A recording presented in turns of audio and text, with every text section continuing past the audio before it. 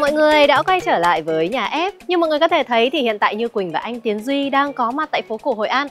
Cũng rất là lâu rồi anh em mình mới quay lại Hội An đúng không anh Duy? Đúng rồi.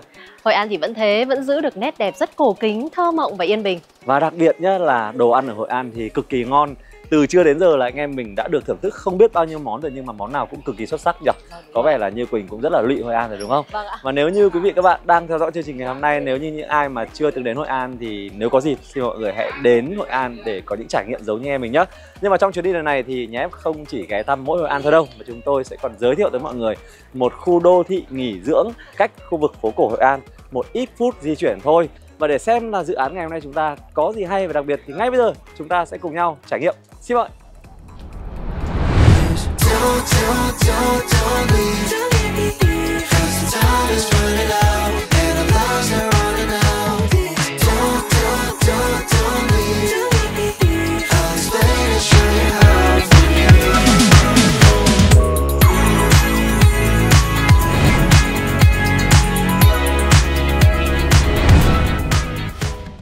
Và đây chính là dự án mà ngày hôm nay chúng ta sẽ cùng nhau trải nghiệm The An Heritage. Và khi đến với The An Heritage, điểm đầu tiên mà Như Quỳnh cực kỳ ấn tượng đó chính là về vị trí một thế đất cực kỳ hiếm có. Phía trước là mặt biển này, phía sau là sông và bên cạnh là phố cổ Hội An. Và khi gọi đây là tọa độ kim cương của Hội An thì không hề quá lời. Và ngay bây giờ để tìm hiểu thêm về The An Heritage thì nhà FC mời mọi người hãy cùng chúng tôi di chuyển tới khu vực sa bàn của dự án nhé. Đi thôi.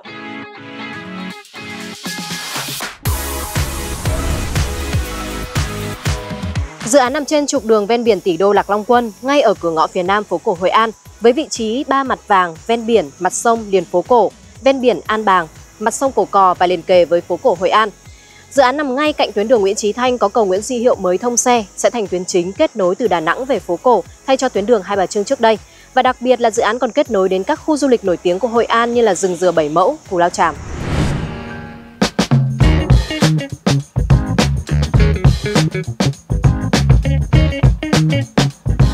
Và như mọi người đang thấy thì đây chính là sa bàn của The An Heritage.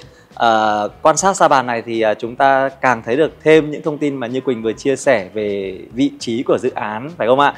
Như chúng ta thấy thì ở đây chính là bãi biển An Bàng này. Ở đằng sau của dự án thì sẽ là sông Cổ Cò này. Và đây chính là tuyến đường Nguyễn Chí Thanh cũng như là cây cầu Nguyễn Di Hiệu mà chúng ta đã vừa đi qua. Quỳnh kìa. Em chào chị Thơm, em chào chị Huế ạ. Gặp người quen ở đây. Con gió nào đưa hai chị đến đây ạ? Đợt này bọn chị đang triển khai dự án này. Ôi, thật tình cờ và thật bất ngờ. Ngày hôm nay thì nhà ép cũng đang dẫn các quý vị khán giả của nhà ép tới đây để mà tham quan cũng như là tìm hiểu về dự án The An Heritage. Thì ngày hôm nay lại gặp hai chị ở đây thì có thể là mời hai chị lên sóng cùng nhà ép luôn được không? Nhất trí luôn. Như Quỳnh có muốn tìm hiểu thêm thông tin gì thì cứ mạnh dạn hỏi hai chị nhé. Vâng, chị ơi, như lúc đầu em có chia sẻ thì em cực kỳ ấn tượng với vị trí rất là đắc địa của dự án. Vậy thì không biết bây giờ hai chị có thể chia sẻ một chút về tổng quy mô diện tích của dự án được không ạ? Thì trước hết thì chị xin phép chia sẻ về tổng quan của dự án. Thì quy mô dự án của mình hiện tại thì đang là 50 hectare và được định vị là một đại đô thị nghỉ dưỡng. Cho nên là với cái quy mô 50 hectare như vậy thì hiện tại thì đang là một trong những dự án có quy mô lớn của cái thị trường bất động sản Hội An này. Ngoài ra thì về cái mật độ cây xanh, lúc mà hai bạn đến đây thì thấy rất là nhiều cái cây xanh xung quanh đúng không? Công viên rất là lớn. Thì mật độ cây xanh ở bên mình hiện tại thì đang là dưới 30%. Đấy, như chị có chia sẻ là quy mô này lên đến 50 hectare nhưng mà mật độ xây dựng thì rất là thấp, chính vì thấy cây xanh nhiều. Khi mà vào đây ấy, em cảm giác là không khí, không gian rất là xanh mát, thoáng đãng chị ạ. Giống như là đang đi vào khu resort ấy chứ không phải là khu đô thị nữa. Bởi vì là cái dự án của mình thì cái vị trí mặt trước của mình là biển, còn mặt sau dự án thì chính là cái con sông Cổ Cò. Cho nên là dự án của mình sẽ được giao thoa giữa hai cái luồng không khí giữa biển và sông. Cho nên là khi mà mọi người đến đây thì cảm giác nó rất là tươi mát. Như mọi người có thể thấy thông qua phần chia sẻ của các chị em thì chúng ta thấy được rằng là dự án thì có quy mô rất là rộng lớn này. Ngoài ra thì với việc là có mật độ xây dựng thấp cộng với việc là có nhiều cây xanh cũng như là có chất lượng không khí tốt thì chúng ta thấy được là chủ đầu tư của dự án là những người rất là có tâm và có tầm khi mà rất quan tâm chăm chút đến sức khỏe cũng như là chất lượng sống của những cư dân ở đây trong tương lai. Vậy thì không biết là hai bạn có thể chia sẻ thêm về chủ đầu tư của dự án được không? Để nói về chủ đầu tư của dự án này ấy, thì bản thân mình là người làm dự án ấy, cực kỳ là tự hào và tự tin khi mà giới thiệu với khách hàng ấy. Chủ đầu tư là Bắc Hội An, là một thành viên của tập đoàn Phan Group và trong một hệ sinh thái là hoạt động trên các lĩnh vực từ nhà hàng này, khách sạn này, khu nghỉ dưỡng, khu đô thị và hoạt động phát triển 15 năm qua tại Hội An. Về chủ đầu tư thì đây cũng là người con Hội An đấy em ạ. Về chủ đầu tư Bắc Hội An thì em biết chị ạ. Đây cũng chính là chủ đầu tư mà tiên phong trong lĩnh vực bất động sản văn hóa đúng không ạ? Vâng. Vậy thì em cũng có tò mò một chút là không biết là chủ đầu tư sẽ sắp xếp phân khu cũng như là có những loại hình sản phẩm nào để có thể đáp ứng được mong muốn và nhu cầu của khách hàng ạ? Chính bởi vì với cái định vị là đại đô thị nghỉ dưỡng với cái quy mô lớn đến 50 ha và có một hệ thống tiện ích đẳng cấp với cái mong muốn là trở thành một siêu điểm đến của du khách khi đến với Hội An.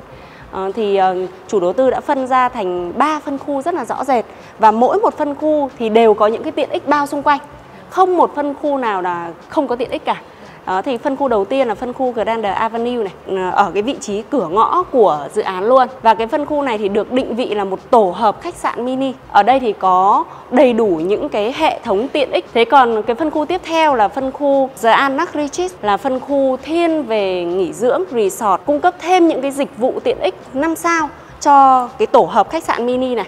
Thì tại cái phân khu The Annac Retreat thì cũng sẽ có Clubhouse này. Và đặc biệt là có một cái phân khu sát mặt sông Cổ Cò, thì là phân khu với duy nhất 37 căn biệt thự mặt sông Cổ Cò và có bến đỗ du thuyền. Thì cái phân khu này là phân khu The An Vinat Residence. Đây là chủ đầu tư tiên phong về bất động sản văn hóa, nên là không chỉ kiến tạo nên những cái ngôi nhà với kiến trúc đẹp đâu, mà chủ đầu tư còn muốn đưa vào đây những cái giá trị, những cái yếu tố về di sản văn hóa phố cổ. Và một trong những yếu tố về cánh đồng lúa di sản cũng được đưa vào 37 căn biệt thự kia. Vâng, vừa rồi thì đã rất là đầy đủ các thông tin về vị trí này, quy mô, phân khu cũng như là loại hình sản phẩm.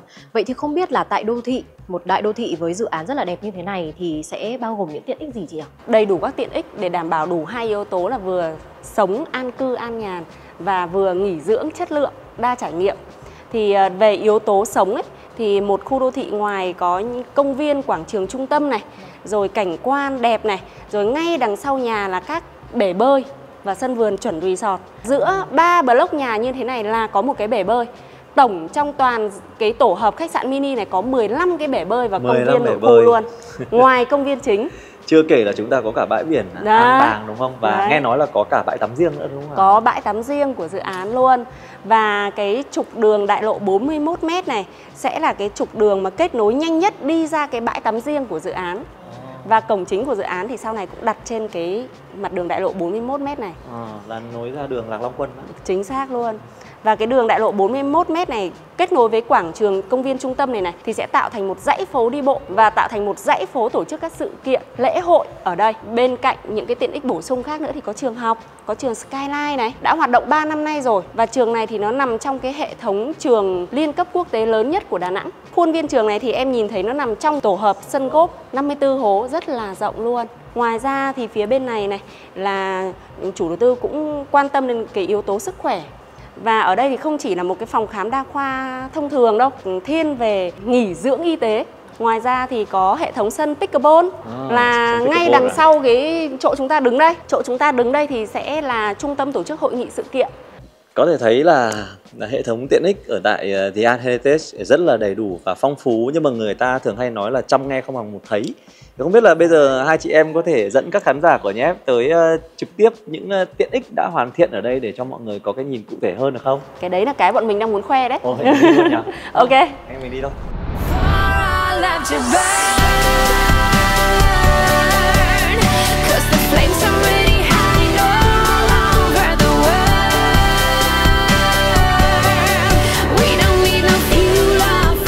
Thì không biết là bình thường Duy có hay đánh pick không ạ? Có chứ, đây là một trong những môn thể thao phải nói là cực kỳ yêu thích của Duy đấy Thơm ạ. Và bây giờ hai đứa mình đang đứng ở giữa trưa nắng thì hiện tại là đang chưa có ai. Tuy nhiên là buổi chiều nếu như mà Duy muốn đánh ấy thì Duy ra đây thì sẽ rất là đông, bởi vì cơ bản là dự án của mình đã có rất là nhiều khách hàng chuyển về đây để sinh sống rồi. Ngoài ra thì những khách hàng mà người ta thuê homestay ven ven đấy ấy, rồi khách Tây thì thường là buổi trưa là khách cũng rất là hay ra đánh đấy, họ không né buổi trưa như mình đâu. Chủ đầu tư cũng đang gọi là vận hành thử, chưa chính thức đi vào gọi là hoạt động và cũng chưa có thu tiền đâu, cho nên là rất là thoải mái.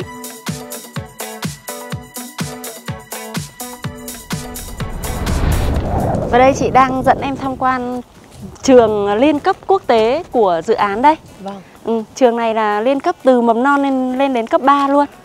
Thế thì chứng tỏ là tại dự án này không chỉ có những tiện ích để đáp ứng nhu cầu vui chơi giải trí, thể dục thể thao mà còn có tiện ích về giáo dục nữa. Chính vì thế mà sau này cư dân khi mà sinh sống tại dự án này thì bố mẹ cũng không quá đau đầu về việc lựa chọn trường hay đưa đón con cái nữa, đúng không chị?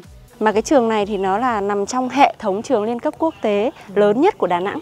Có 4 cơ sở đặt tại Đà Nẵng và cơ sở thứ 5 là đặt tại đây. Quy mô trường này rất là rộng lớn và có xe đưa đón con em. Và hiện tại trường này đã hoạt động được 3 năm nay rồi. Thơm ơi, tôi thấy là tại The An Heritage thì cũng thường xuyên tổ chức những cái sự kiện mang đậm nét dấu ấn văn hóa Hội An ấy.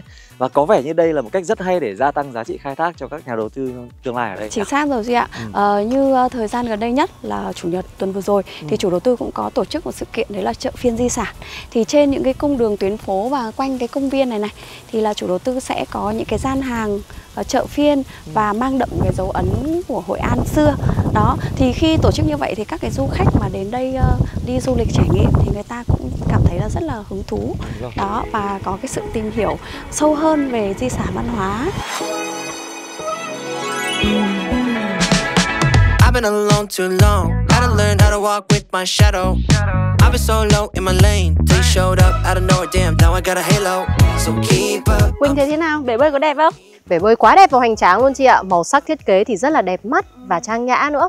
Và em để ý có một điều là hình như giữa các block thì sẽ có một bể bơi như thế này ở giữa, đúng không chị? Để Đúng có thể rồi. kết nối được các block với nhau. Vậy thì không biết là trong dự án này sẽ có khoảng bao nhiêu bể bơi chị nhỉ? Giữa các block nhà, cụ thể là giữa 3 block nhà thì có một cái bể bơi và công viên nội khu chuẩn sân vườn resort như thế này. Wow. Và trong tổng thể dự án thì có đến 15 cái bể bơi và công viên nội khu như thế này. Wow, thế thì chứng tỏ là khi cư dân về đây sinh sống thì sẽ không bị dồn vào một bể bơi quá đúng nhiều. rồi. Đấy, sẽ tiện cho việc sinh hoạt hơn.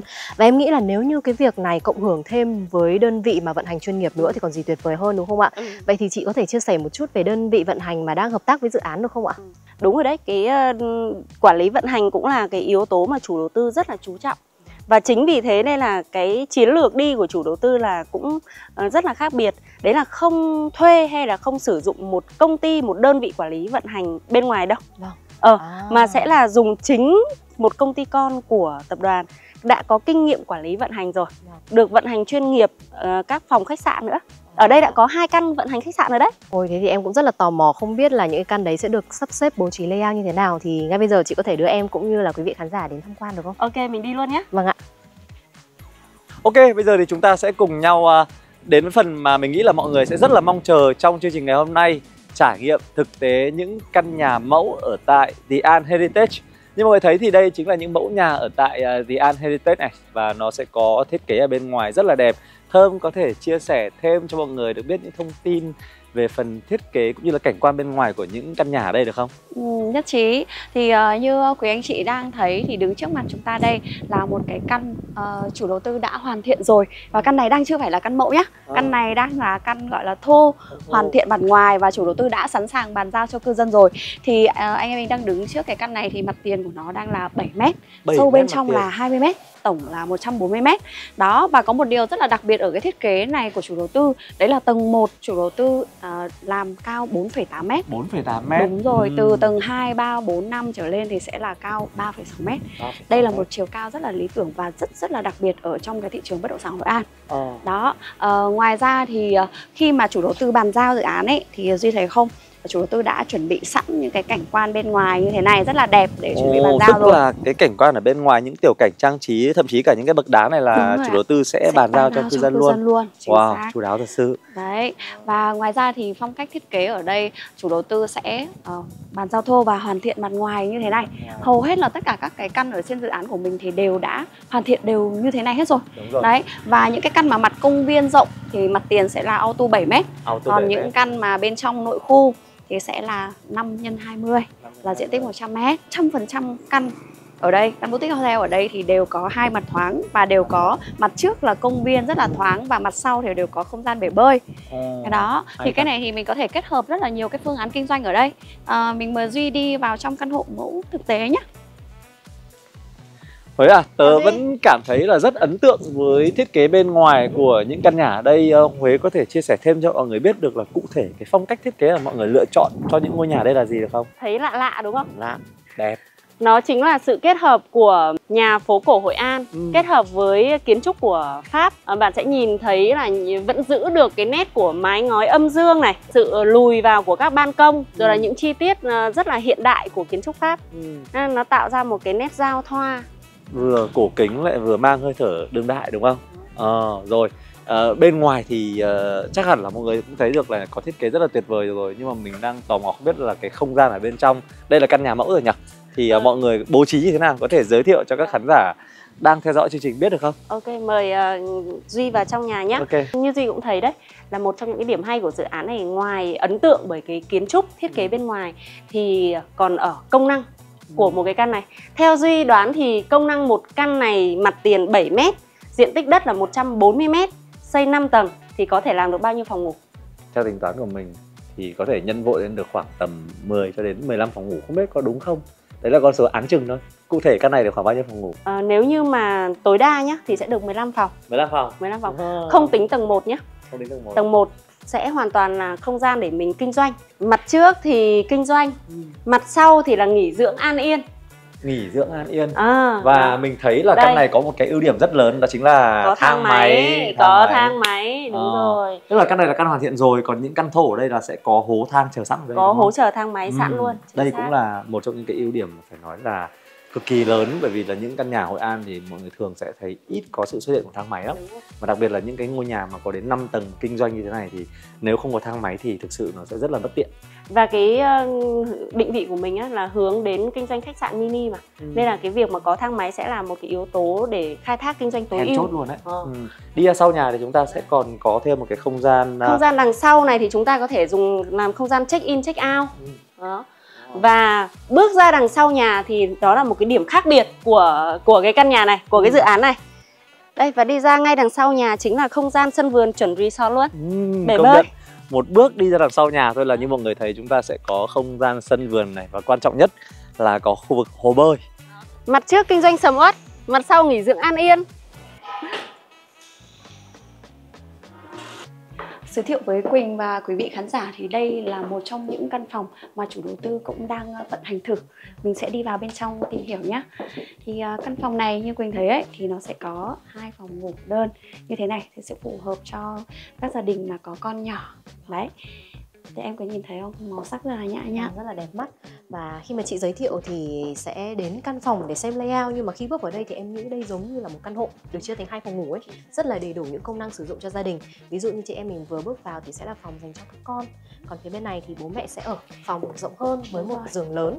Và em để ý là các căn phòng ở đây thì phòng nào cũng sẽ có những cửa kính, hệ cửa kính rất là lớn như thế này để có thể đón ánh nắng tự nhiên vào phía bên trong. Không gian nhìn cũng rất thoáng đúng không? Không ai nghĩ là một cái căn phòng mình chia ra 2 cái phòng ngủ mà nó cũng rất là thoáng như thế này. Vâng, ở đây sẽ có tủ để quần áo này, đấy, một cái pantry để nước, trà chẳng hạn, một cà phê.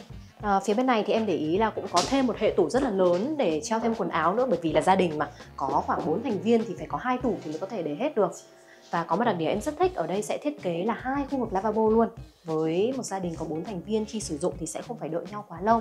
Và phía bên trong nhà vệ sinh khép kín thì sẽ có bồn tắm này, phòng tắm đứng này, bàn cầu, rất là đầy đủ công năng sử dụng cho một gia đình. Đây cũng là một cái căn mà chủ đầu tư thiết kế demo thôi. Tuy nhiên là nếu như mà khách hàng mà mua về thì mình có thể hoàn toàn thiết kế lại theo ý của mình. Tuy nhiên là hiện tại như thế này thì chị thấy là khách hàng đến xem thì cũng đánh giá khá là cao rồi. Thì không gian tiện ích phía bên trong và cái không gian phòng tắm này cũng như là tủ để đồ hiện tại thì đang rất là rộng rãi. Em thấy cái demo này rất là sắc nét và cũng là một cái ý rất là hay dành cho các khách hàng có thể tham khảo. Vậy thì em có một băn khoăn không biết là ví dụ như là nhu cầu chỉ có cặp đôi 2 người hoặc là những doanh nhân business thì sao, sẽ có loại phòng nào phù hợp? Có luôn. Bây giờ chị sẽ mời Quỳnh đi lên tầng 4 nhé. Vâng ạ. Đây chính là căn phòng mà đáp ứng được cái câu hỏi của em Quỳnh vừa xong. Đấy, em có thể nhìn thấy cái không gian thiết kế ở đây rất là rộng và thoáng đáng.